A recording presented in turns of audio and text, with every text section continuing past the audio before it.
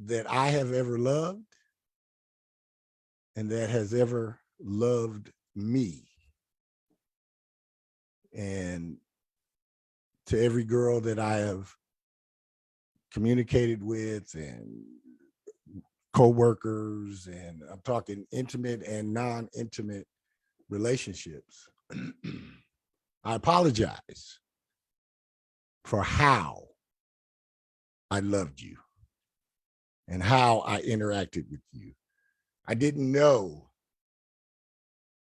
what to do because my little vision of what love and romance and hooking up and all of those things that go with that, and all of those things that go into relating with girls, uh, was crushed and ruined at the tender age of 8 years old.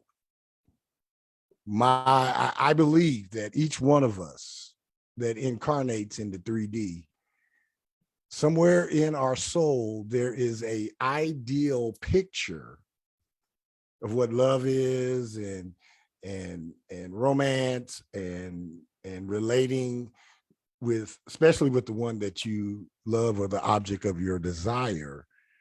And my picture was developing at the age of 8, and it got shattered, it got crushed, and it got thrown away. And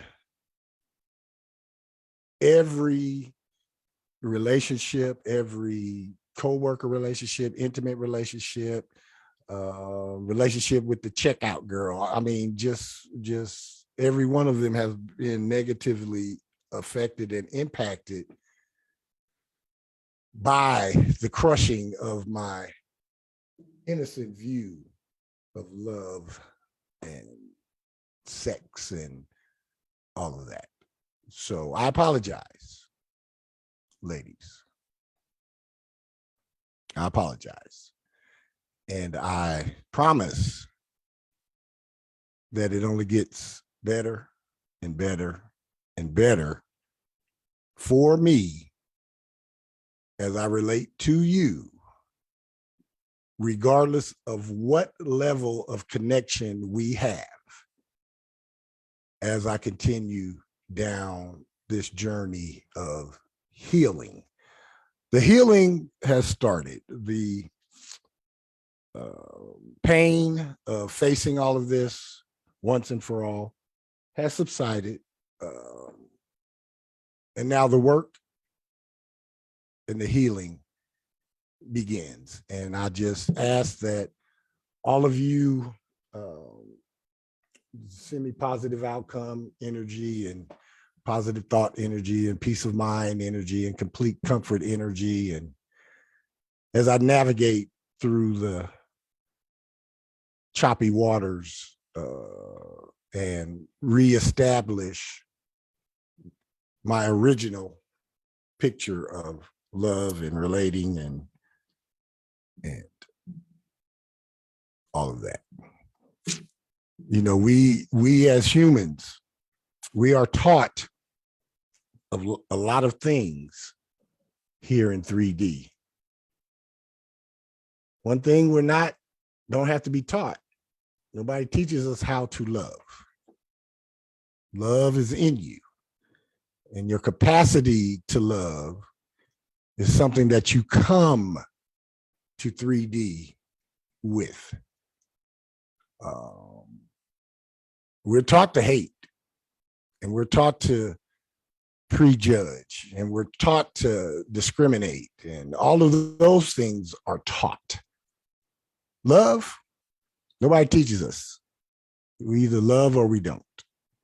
And for anyone that had their developing picture of love and intimacy and sex and relating disturbed or molested or fondled or somehow, some way altered, come on and join me as I heal, and let's all heal together. Again, Healing only hurts in the beginning. I'll walk the miles with each and every one of you, and I know you guys will walk these miles with me. And I am challenging every man that may even hear this, or y'all may want to send it to somebody. Every man that has been disturbed by a grown ass woman before you were of age, reach out to me. I'll talk to you. Mine happened at 8 years old. Won't get into the details, but everything that grown folks do intimately, that's what happened to me at 8. Everything a man could do to a woman. Yeah. So I wasn't ready for all of that. I wasn't even thinking about girls like that. At 8 years old, girls were still cootie. Y'all, I had to put CP on my hand for cootie protection because, you know, ew. So yes, because I always told on myself first, I found out that the whooping was less if I told on myself rather than if somebody else came to the house and told. So because of that, I would rather you all hear it from me than from someone else who would maybe try to use this to hold me back or hold sway over me. It doesn't have any power anymore because I have exposed it. I'm not afraid of somebody looking at me and saying, "Oh, you were touched when you were a little boy." Ugh.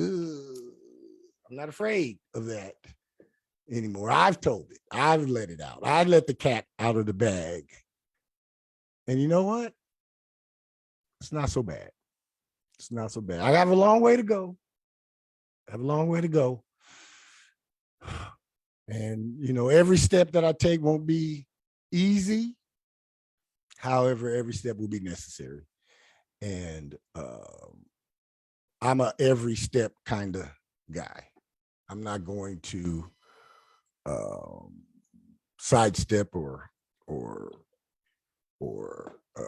augment the process, and I'm not going to do my regular power through it and just everything's good. Power through it. No. I believe that this will alleviate most of what I deal with my physical ailment as well. So I'm thankful and grateful to be here. I'm cool with talking about it. You know, I'm not gonna put it all out here on this call, but anybody that really want to know about it, just hit me up and I'll talk about it. Because there's healing now. Healing is in me talking about it. Healing is in me exposing it. Healing is in taking my power back over this. And healing also is in going back and talking to little Mark and letting him know it wasn't your fault and you wasn't nasty, dirty, and a pervert. You didn't ask for that to happen to you. So I'm reconciling my inner child right now. That's the part of this where I'm at right now is I'm going back and I'm talking to my inner child and I'm letting my inner child know you wasn't a pervert, you wasn't nasty, you wasn't dirty, you wasn't mannish. You had something traumatic happen to you that you didn't ask for. And it changed how you saw everything. Changed how I saw everything. So it's good to let it out finally. It's good to bleh. it was good to go back into the event and what I am, and I'm writing down, I'm journaling and documenting everything that I do pertaining to this specific issue, because boy, I tell you, brothers, I have a ritual in the making that's going to help every one of us, brothers and sisters, every one of us that unfortunately got disturbed when we were little kids. So I'm thankful and grateful for you guys allowing me to share that with you. And if anybody got any comments or anything they'd like to say about that, now's the time before we get off into the lesson. I just want to say I'm very proud of you. I'm so very proud because so many men are molested at a young age and they do not speak up. I would say almost all of my male friends were molested when they were young. And they all saw it as some sick rites of passage until they told it to me. And I'm like, you do realize molested, right? And just their expression just changed because no one ever put it like that to them. So I'm so proud of you for speaking out about this. I just so proud. Thank so you. proud. My heart is with you. Thank you. Thank you. Thank you. Victoria, you got? I just wanted to say also too, and you sharing your experience about how the act made you feel. Now, I've talked to several women that this has happened to, and including myself. And we have those same feelings about the guilt, the shame, just everything that comes along with it. And so to hear you say that, because again, just like Sharon said, is that most people, when it happens to a man, see it as a rites of passage. So for you to share that, I appreciate that, because we don't always know. Absolutely. Absolutely. I mean, one of the immediate effects of it was automatically, if there was a chance of intimacy or a chance of kissing or a chance of holding hands, and I shut that shit down with the quickness. I take off running, some way, shape, or form, you know. And this was how I was until my early 20s. Girl come up to me at school, I like you. I kick dirt on her. Get out of here. Leave me alone. Because I related sex to nasty, dirty, and pervert. And sex was the last thing I wanted to do. We could do a whole bunch of other shit. And whenever it got to that part about thinking about sex, I'd be like, what else can I do? Look what I can do. That's where my look what I can do comes from. So that I wanted the girls to be more impressed with this outstanding shit I could do. And then maybe they never would ask me for sex. Yes, Jolene. If you're talking, unmute yourself, hon. I'm sorry. It's all right. Yeah, I just want to support everyone that's giving you support. And, that is a long-standing issue in this America. But I found out that every individual walks their own walk and realize it at different times in their lives. And I exposed it very early because I did not want the family to live in this secret thing.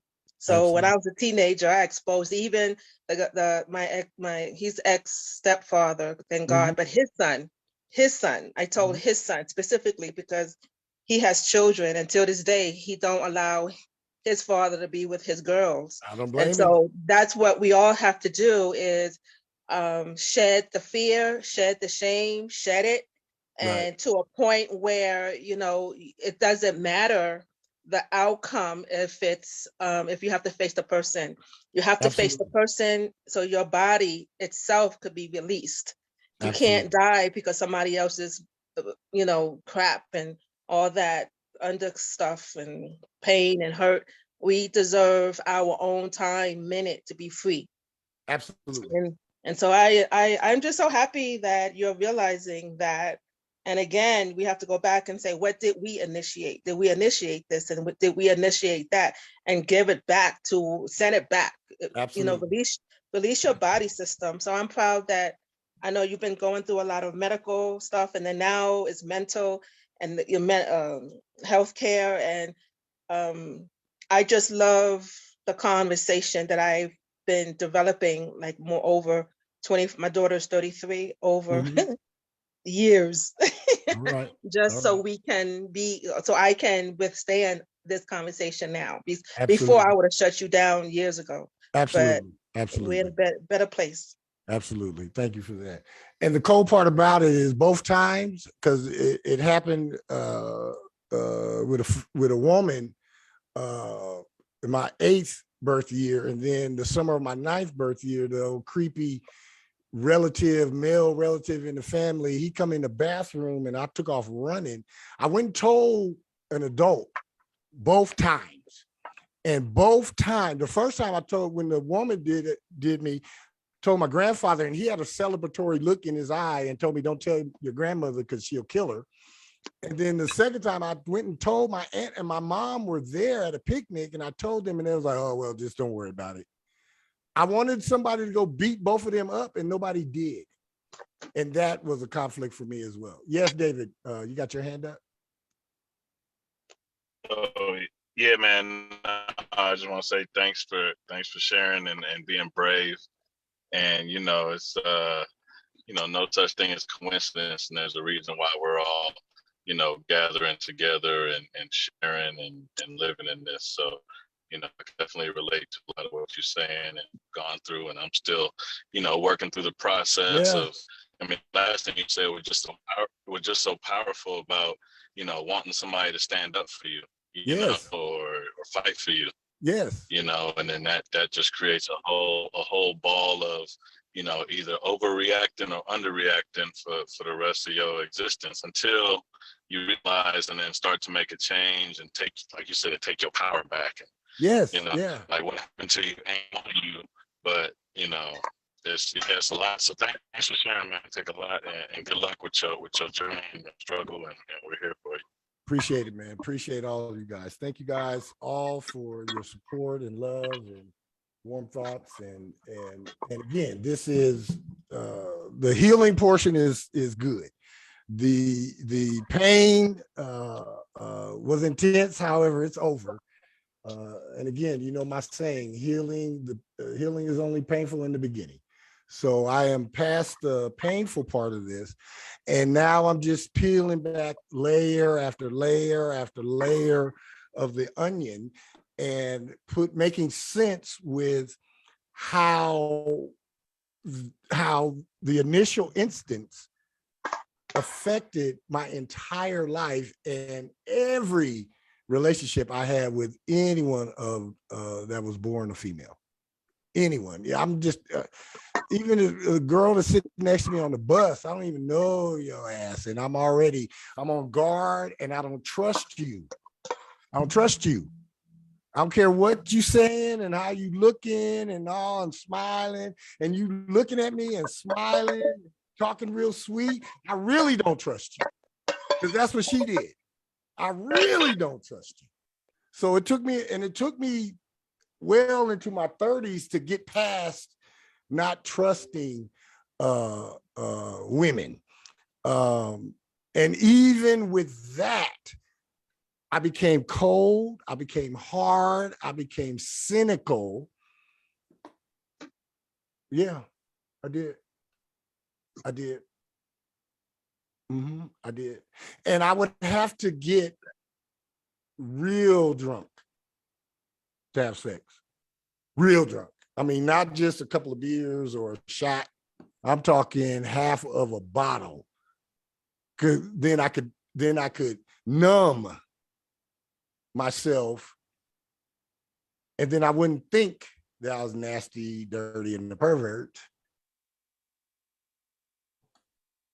And I could be okay with the act of intercourse. Other than that, if I wasn't inebriated, it wasn't happening. It wasn't gonna happen. Or if it did, it wasn't proper. It wasn't, it wasn't right. You talk about performance anxiety. Oh, brother. Look up the word performance anxiety and it'll have a picture of me there because of just the thought of sex. It kicked off a chain of events and a chain of emotions and a chain of attitudes in me. And yeah. So I'm thankful and grateful that I'm here where I'm at today. And I'm looking forward to peeling back all the layers of this onion. Yes, Jolene. I'm trying really, really, really hard not to be a therapist right now. Be a therapist. Be a I'm really therapist. Go ahead. Go ahead. I would really, okay, so I'm gonna talk about me. Mhm. Before I was molested, I always went back to birth of 0 to 7 because that was the best childhood I have ever had. And I always reference that. I always reference love. I always reference me and my older sister because I think John might have been born, but I really remember my brother, my sister, my mom, and just us. And that was the best Lyman Place in the Bronx. I mean, the best childhood. We didn't have no limousine. We didn't have nothing. We didn't have nothing. We had ourselves. And every time I kind of separate, saying general statements because I try not to overwhelm myself because I know there was a time of happiness and love and security and safety. And that particular of 8 years when I was being molested, it didn't take over my childhood of that time happiness. So I just want to encourage you if you find something, I don't want to be a therapist, but I'm trying not to, but You are who you are. to always try to find that piece of peace, PIECE, Yeah. and find that piece of peace Yep. somewhere. And for me, that was my foundation of knowing that it doesn't have to be all of my life. It doesn't have to take over. Absolutely. And I still have my peace and my pieces. Absolutely. If that makes sense. It makes perfect sense. Thank you for that, Jolene. Yes, Sharon. I just had an epiphany that kind of breaks my heart. I'm thinking about friends, many of them were molested, and I'm starting to think it happens more often because with the little boys, it's more accepted. Yep. So the likelihood of it happening, yeah. Because the guys and the men, and like everybody sees it as a rite of passage. With the little girls, it's not like that. It's not like that at all, It's right? not like that. The double But with standard. the little boys, it's just like, yeah, you a man now. Oh, Yep. gosh. Yep. So everybody who knows this, the predators that know this, will prey on the little boys because they're going to see it as a rite of passage, and they will never probably get dealt with. No, most likely never. Most likely never. Wow. Most likely never. My heart. It's a double standard, and I know for a fact that there are millions of men's my age and lower, some older, millions of us that got predatored by grown-ass woman when we were really, really young. Yeah, many of us. And just because of that dynamic, ain't nobody even gonna be thinking that Aunt Viv is over there touching you. Ain't nobody thinking that. Ain't nobody thinking Not at all. And that's how they get away with it. That's how they get away with it. Yep, that's how they get away with it. Told me more, just like envisioning, like I cannot see a grown Like these are supposed to be the mothers, we're supposed to be nurturing, and they're doing the little boys. I just couldn't get my mind around it. Yep. And it's happening. Oh yeah. Oh yeah. It's happening much more than any of us would care to believe or talk about. And or talk about. I do believe that these youngsters that are coming up with this fatal conflict resolution skill, you know, the young bucks nowadays, if they don't like you, they just kill you. Ain't no more talking or fighting. I do believe that is a direct result of their lashing out at the abuse that they have received as children as well. See, my generation, we were fist fighters. We would box and fight and kick you and all that. Most of y'all on this call, we fist fought. Pretty much after being born in the 70s, born in the 80s and up, yeah, they bring knives and guns now. About 85, 86. You born 85, 86, when the crack came, yeah, you born in the crack era, yeah, you're fatal in your conflict resolution, because just think of the issues that we faced as kids. Think of the you know, if you were bothered, if you were disturbed as a child, think about that. And then fast forward to the end of the 80s and then add crack into that. I know what crack did to neighborhoods and peoples, and I know what it did to myself. Both when I was I've been on both sides of it. I used to sell it, I smoked it, I traded it, I done did it all. I know what it did and continues to do. And I know how folks feel when they don't have none. I know how angry you can get and how violent you can get and how desperate you can get and how out of your mind you can get. So can you imagine parents, not just a single mama, but parents out of their mind on crack, and you got babies in the house and they crying and you can't find your pipe and this one's told your rocks. And so who gonna get the ass whooping? Kids. The children, yeah. And you know, drugs make people do all kind of things. Drugs will make that little girl or that little boy look good to a grown ass man or a grown ass woman. And if parents is all high and the people they bring over is high and ain't nobody watching the kids. Kids see all of that. They are a part of that. Whatever you bring in your house, I don't care if you tell your kids to go to bed, they're a part of it. Mm-hmm. So yeah. It is definitely road less traveled, especially by men, especially by Black men. I don't know, it's gonna be hard getting brothers to come on here and talk about how they was touched. It'll be hard because again, like you ladies have said, most of us did take it as a rite of passage.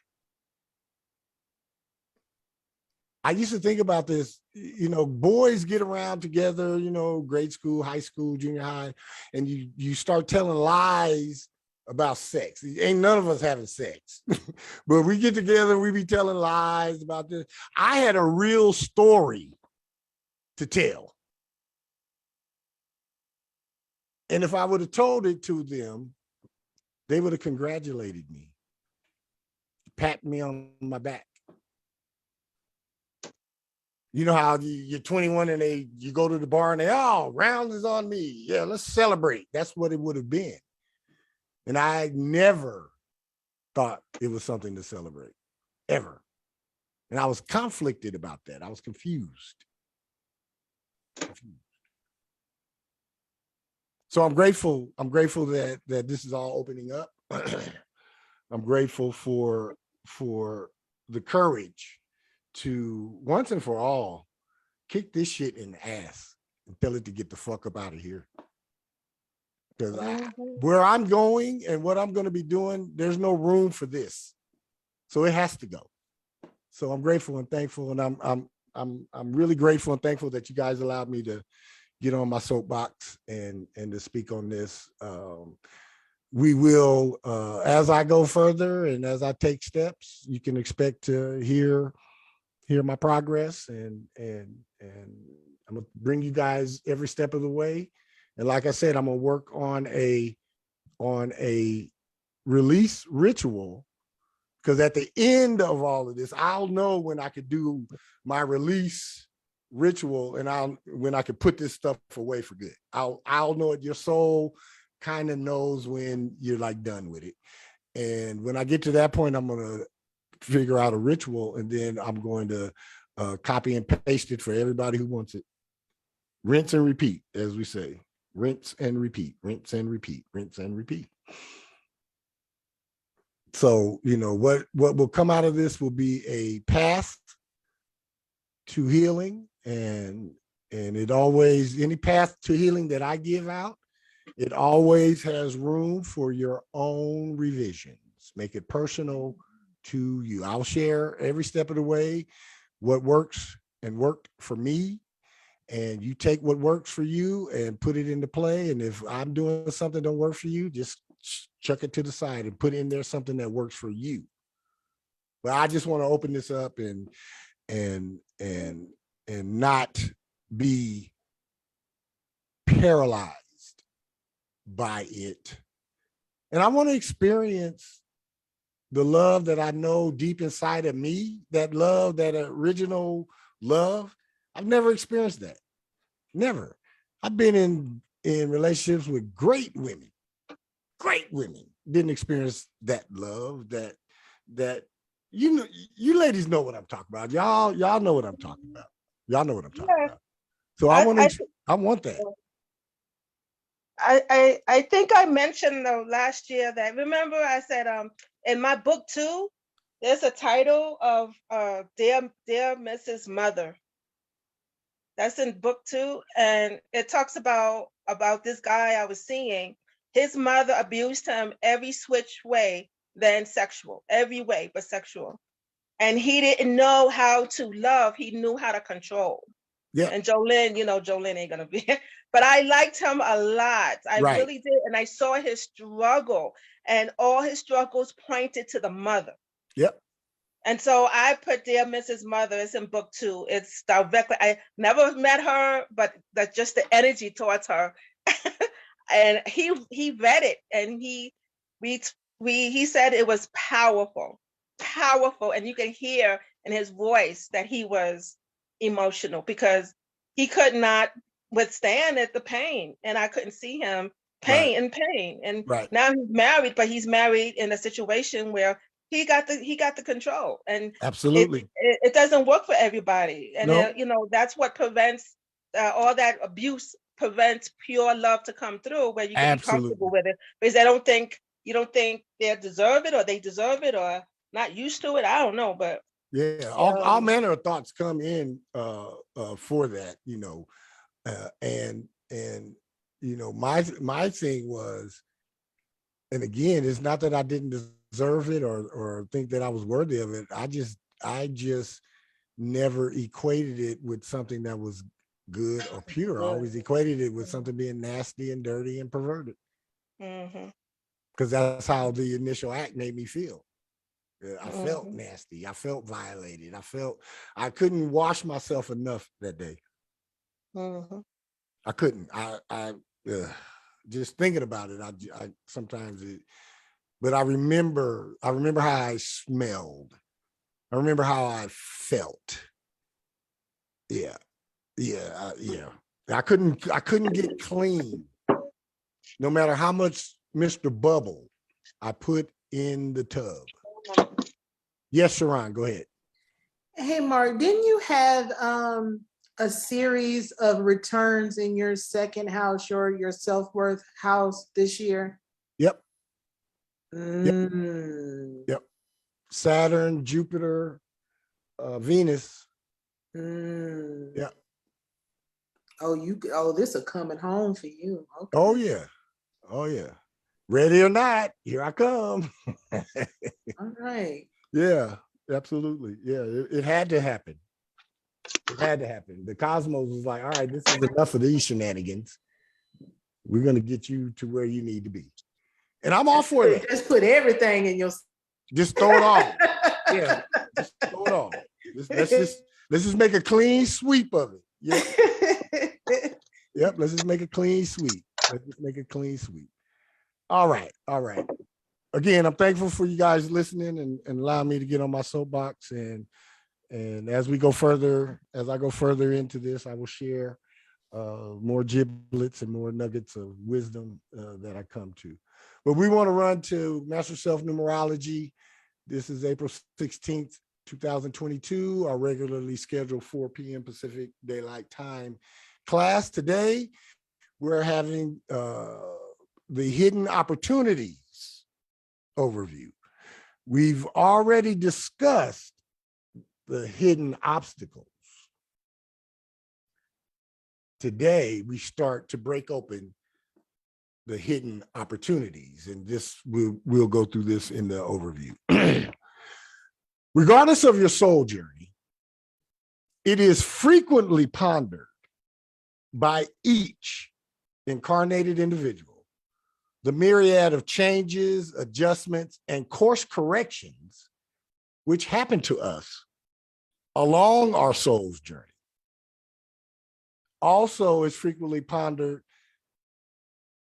by each of us to fully understand the sudden ups and downs, ins and outs, victories and defeats, and otherwise life-altering events which occur when life is running smoothly and when our individual soul's journey seems to be on shaky, bumpy, or dangerous ground. So what I'm saying here, regardless of your soul journey, regardless of your class, your status, culture, geographical location, regardless of all of that, all of us, sometime or another, we think about the changes and adjustments and course corrections that we have to make throughout our lives.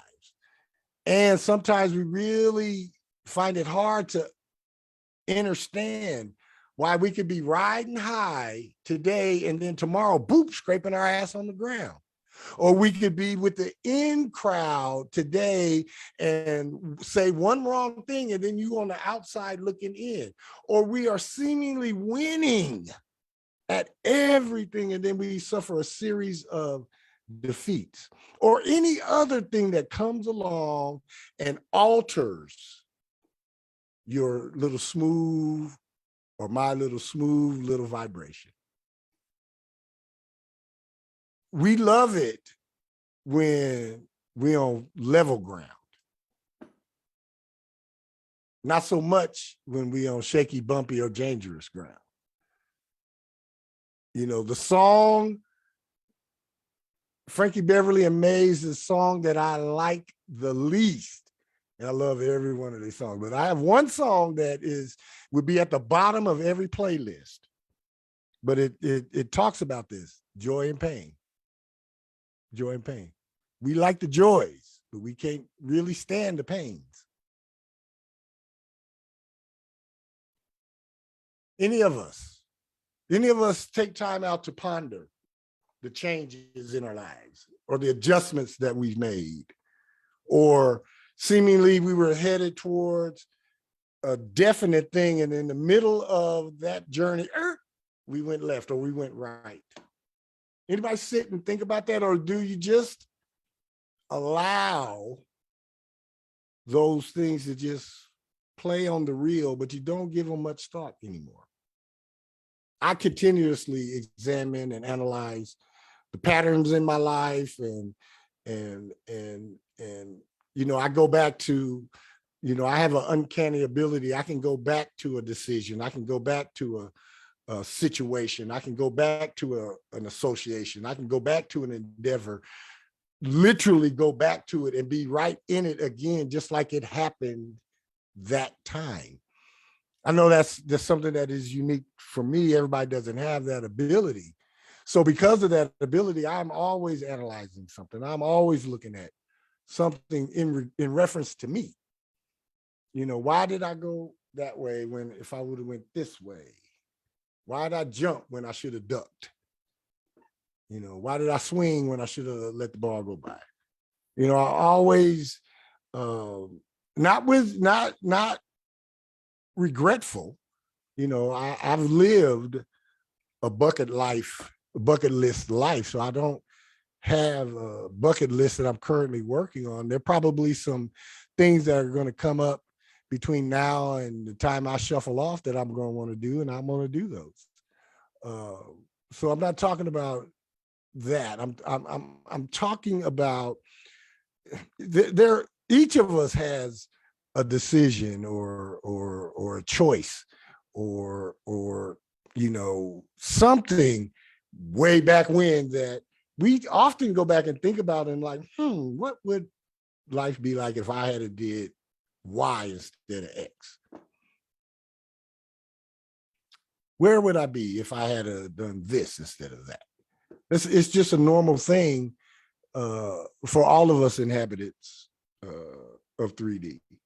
Some of us can go along for our entire adult life doing the same successful work or vocation. And then all of a sudden, and from out of nowhere, we step away from seeming success and embark upon an adventure that takes us to places and people that we never would have experienced.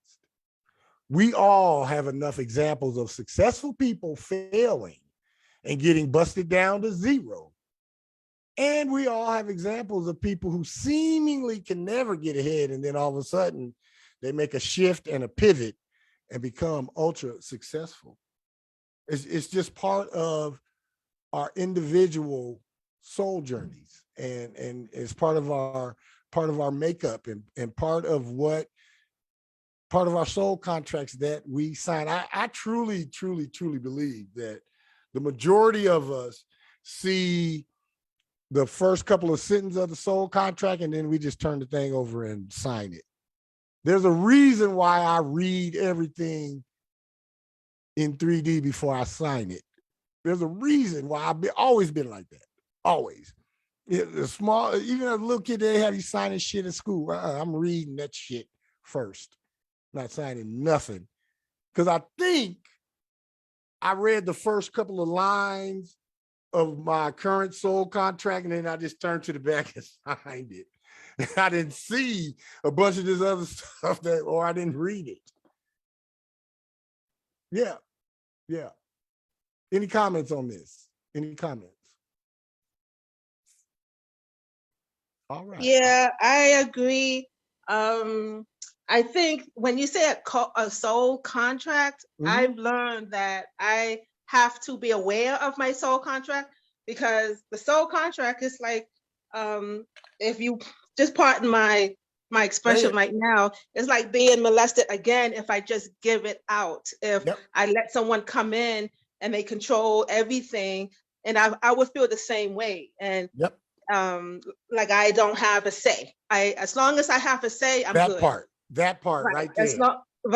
As long as I have my say, you know. That part. And so I have to be in a conversation where I go, my soul goes. I can understand that conversation really good, because there's always an awareness. But I'm thinking maybe sometimes I'm a little paranoid too, because I have to rethink people, sometimes. It's not paranoia.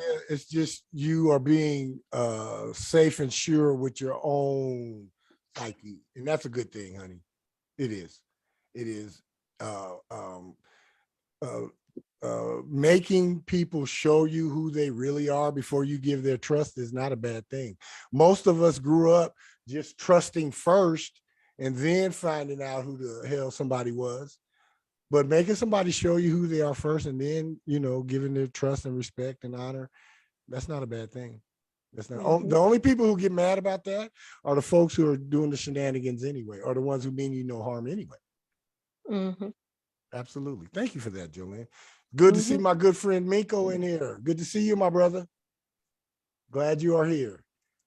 All right. The only constant in life is change. I wrote a poem about that. I'm going to share that with y'all one of these days. Change is our signal of progress.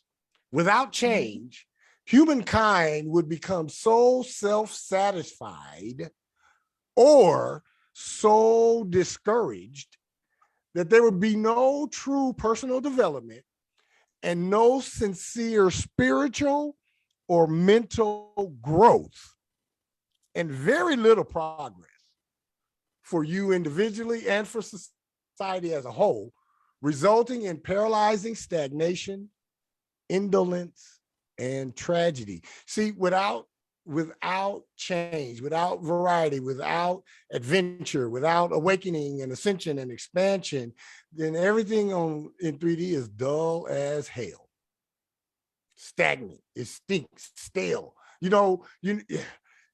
So I know none of us on this call does this on the regular, but you know how you eat dinner tonight and you run the dishwater and you put your plates in that water, and then something happens, you don't get to that water, you don't wash them dishes till tomorrow afternoon. You know how that water stink? When you finally get to it, you be like, man, and you walk by it a couple of times, and yeah, that's how life would be without change. That's how our experience here in 3D without change. Can you guys imagine? Just think about this real quick. Can you imagine if there was only black and white? If there was no other colors expressed in the spectrum, if there was just black and white, either you got a black shirt on or a white shirt on, and everybody is dressed black and white. Oh, this is Mocha. Well, this is even better. I'm glad that you're here, Mocha. My apologies for acknowledging Brother Minko. I saw Minko's name show up, but this is Mocha. Then I am extremely happy to have you here. Extremely. It's the same way. It's the same way. Without constant change, without it, there's no progress. There's no progress. How many of us remember back in the late 70s, early 80s when Compaq came out with that big ass computer? Oh yeah, That I was about have. the size of a sofa. Now look, we got computers in our hands. This thing right here, this cell phone, it's a computer. You have a computer in your hand now. Remember them old IBM PCs and the dial-up to get on the internet where you have to start it right now and come back in 30 minutes to see if your line had connected? Now we got instant. Now we got bandwidth. Now we got 5G. Progress, change. Can you imagine all of us on a Zoom call with a dial-up connection? Can you imagine that? I can't, because progress and change and variety and adventure is part of life here. It's part of life here. Without it, humankind will become so self-satisfied or so discouraged that there will be no true personal development and no sincere spiritual or mental growth, and very little progress for you individually and for society as a whole, resulting in paralyzing stagnation, indolence. You know, indolence is a nice way of saying you don't give a fuck. Just don't care about nothing. And tragedy. Changing situations, associations, endeavors, and individual life events, it affords each of us the unique opportunity to succeed. Each one of us, no matter what your lot in life is, each one of us has unique opportunities to succeed. The opportunities I have to succeed are unique for me. The opportunities that each one of y'all have to succeed are unique to you. Some may look or appear the same, However, they are not. Regardless of your current situation, every one of us has the right to expect to succeed. I have a right to expect that what I'm doing is going to turn a profit. Is going to be a spiritual, mental, emotional, intellectual, and a financial blessing to those who receive it and to me. I got a right to expect that.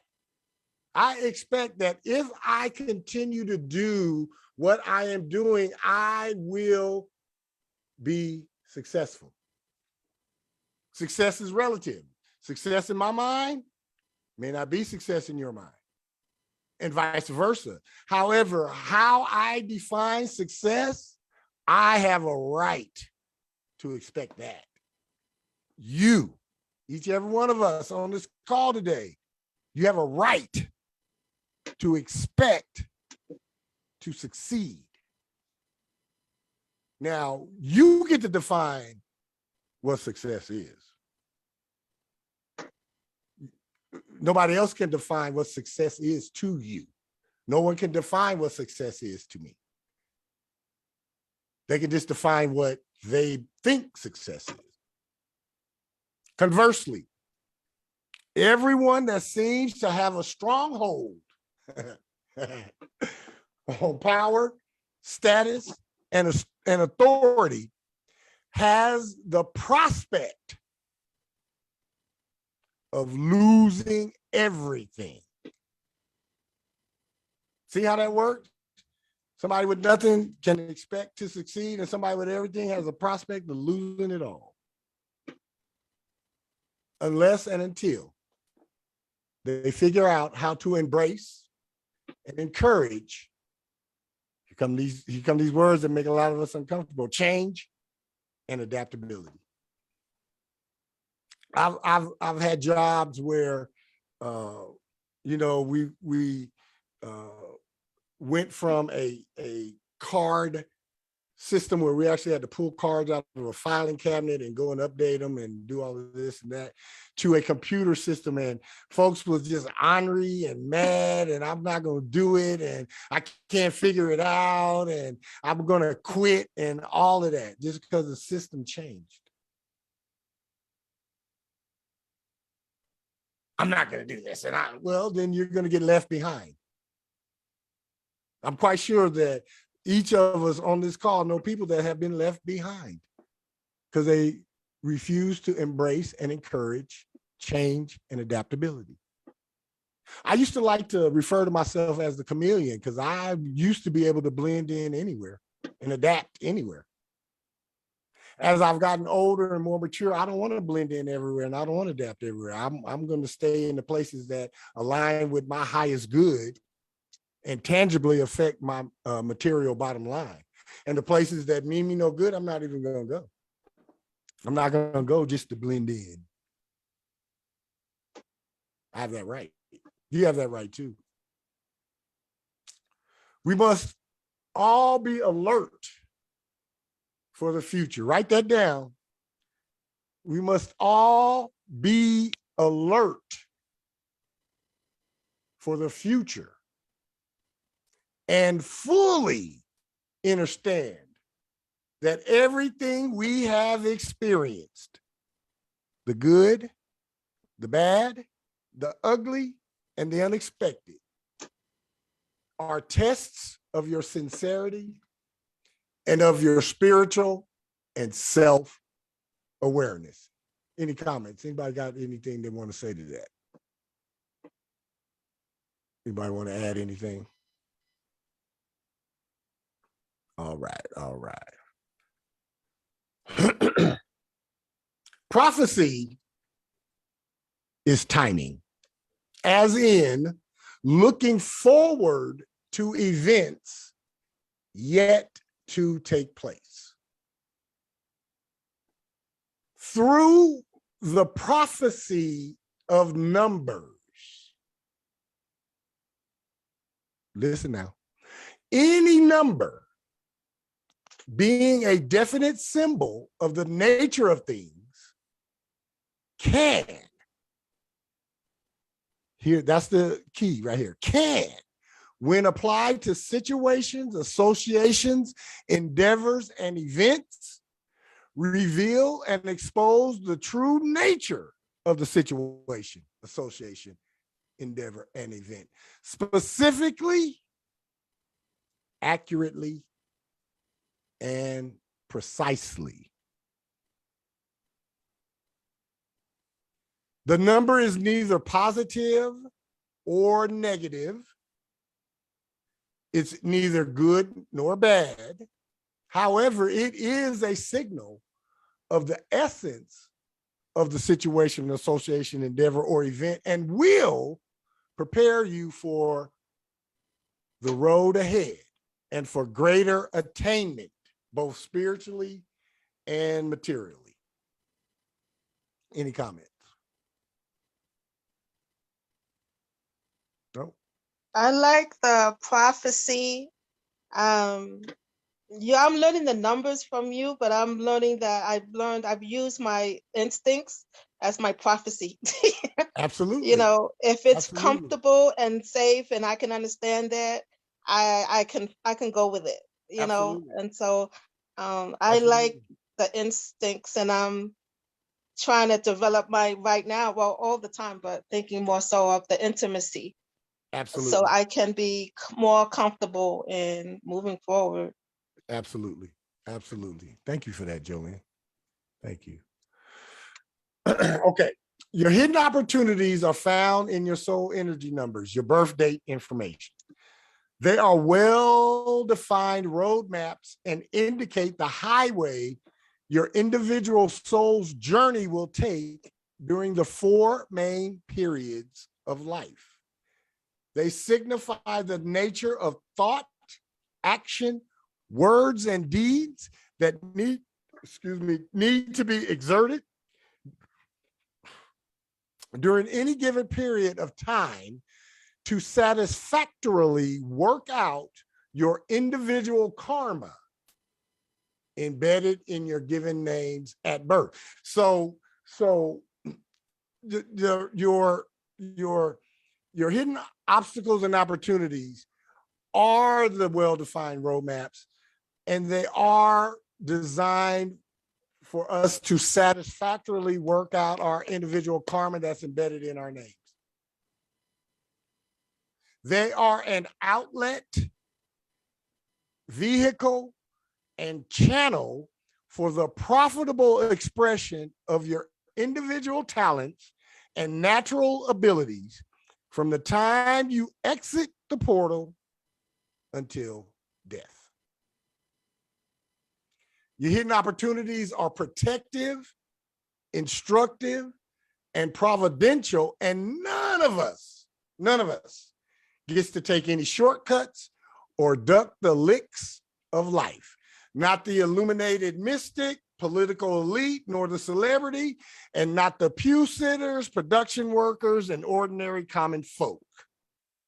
Spiritual people welcome this and will make them part of the glory of accomplishment. And everybody else will just allow life to happen to them and not understand the importance of them at all. Any comments? Any questions? All right. A cycle of 9 years is the keynote for the reading and timing of your hidden opportunities. 9 months is a natural period of time for full growth and birth of a human life. Cycles of 9 outline the duration of each hidden opportunity. 9 represents revelation and the interpretation of love and service. If you want to write something down, you can write down these that I'm going to run to as I finish. The first hidden opportunity represents the spring of life and is very personal. So what it means by the spring of life, it means from the time you exit the portal till about your early 30s. And it is very personal because, you know, from portal exit to 7, you are developing your attitudes and appetites and likes and dislikes. And from 8 to 16, you're developing your intellect and your personality and intuition and all those other things that come into it. From 16 to 25, you are gathering up all of your knowledge and wisdom and what you're going to use for your first foray into adulthood. And then from 25 to 29 and a half, you are waiting on your first Saturn return.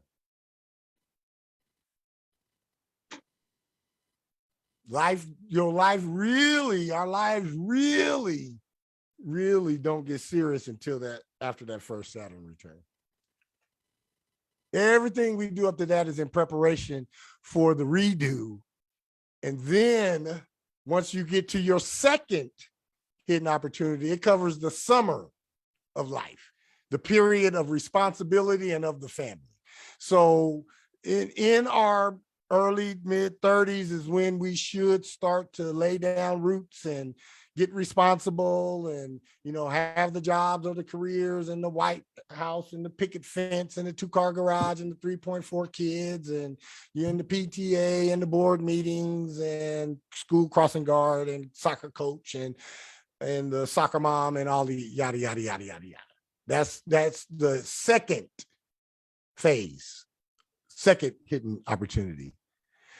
The third hidden opportunity covers middle age and the more mature attitudes of mind and of the soul. It is the time of reaping. Reaping what you say? Reaping all of this education and knowledge gathering of the spring of life, and then all of the hard work that you've done in the summer of life during the responsibility and of family. And it is the extension of consciousness into the national and international phases of activity, or a more global. It is when we tend to stop thinking of only of ourselves and start thinking global or cosmically or universally. It is the autumn of human endeavor. So we know how spring is. We all excited and happy, and folks is looking forward to putting on sundresses and shorts and hats. And the summer, you know, we are out having fun and going to ball games and barbecues and all of that. And then the autumn comes, and what? It's time to get back to business. So the third hidden opportunity is the autumn of human endeavor. It is really the time for all of us to get on with our individual business. And then the fourth hidden opportunity represents the winter of life, the so-called old age. I'm just going to be real about it. Didn't even want to sugarcoat that one. So-called old age, and has to do with the human and spiritual welfare and wellness individually and of mankind. It affords many opportunities for a successful use of the experiences and skills of the past. Right now, everything that I'm doing, I am using experiences and skills I gathered during the autumn, summer, and spring of my life. I'm in the winter of my life, just beginning the winter of it, but I'm in the winter of my life. So I am using those experiences and using those skills of the past. And like I said, I keep using those and keep showing up and keep doing what I'm doing the way I know how to do it. Yeah. I am successful. Not gonna be, I am. Right now, today, as far as I am concerned. And as far as my definition of success, I am successful. There should never be an unhappy or wasted old age. Y'all feel me on that? Y'all hear me on that? I know a lot of old suckers, male and female, that just wasted away. Shouldn't be that way. Doesn't have to be that way. Each of us got a choice. We have a choice. We want to be skilled and productive and successful and profitable, or we just want to and grow like a bump on a log until somebody finally come and cut the log down and put it in a fire. I'm choosing success and growth and vitality. Hell, I am, I'm 10 months and or 9 months and a few days away from 60, and I don't care what none of y'all say. I make this shit look good. 60 is the new 40 as far as I'm concerned. Growth from the portal to your latter life vibration is promised through constructive expression and eager consent to the duties and requirements of each hidden opportunity. And then lastly, each hidden opportunity is a period of self-development, and each period is cosmically and accurately timed. That's the end of the first part of the overview. I have any comments, any questions? Any questions? Anybody have any questions, any comments? This was a great topic for a full moon. Mm-hmm. As we release and let go of things, this was a perfect topic. Mm-hmm. Wow, that was amazing. Mm-hmm. Definitely, I needed to hear that. Well, I'm glad you showed up, and I'm glad you had your listening ears attentive. Thank you for that, Victorious. Mocha, you can't just come in and not say nothing. So I want you to unmute yourself, and I want you to say hello to the folks, please, Miss Mocha.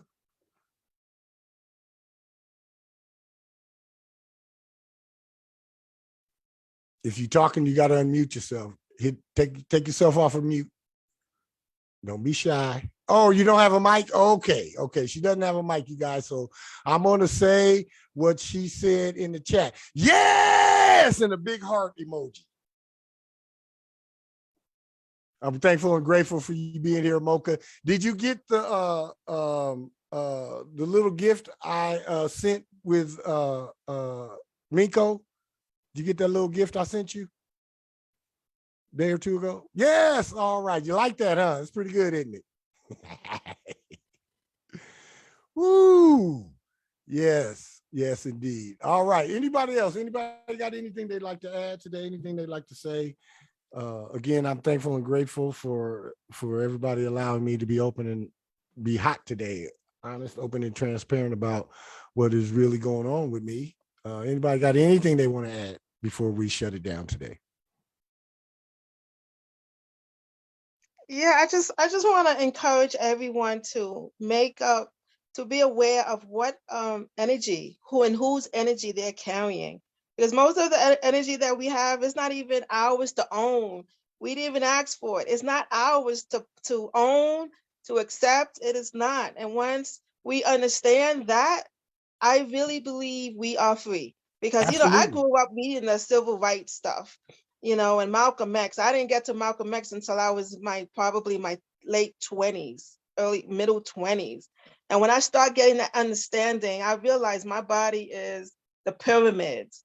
And so I like to understand what comes into my body system. If it doesn't make sense or it's safe, I had to learn that my body is the pyramid where I have to assume that it's my responsibility. And Absolutely. so, most of us, we are carrying other people's crap. Yep. We don't need it. We do not need it. Your body system does not deserve it, need it, want it. Absolutely. Absolutely. Thank you for that, Jolene. Appreciate you. Mhm. All I right. appreciate you too. Thank you so much. Thank you. Thank you. As we close, I want to, oh, go ahead, Sharon. I'm sorry. I didn't see you. I just want to say that this was just revolutionary. I'm just gonna just put it out there. Like, this was amazing. Like Victoria said, it was done on a full moon. So it's like all about releasing that and putting that out there to just be gone forever. So this was amazing, Mark. And thank you for your story. Thank you. Thank you guys for accepting it and listening. And thank you guys for just holding space and being there with me.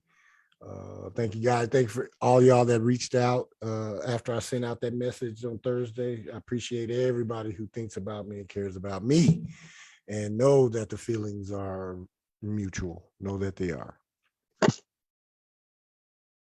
Yes, they will. I believe that. I believe that wholeheartedly, Sharon.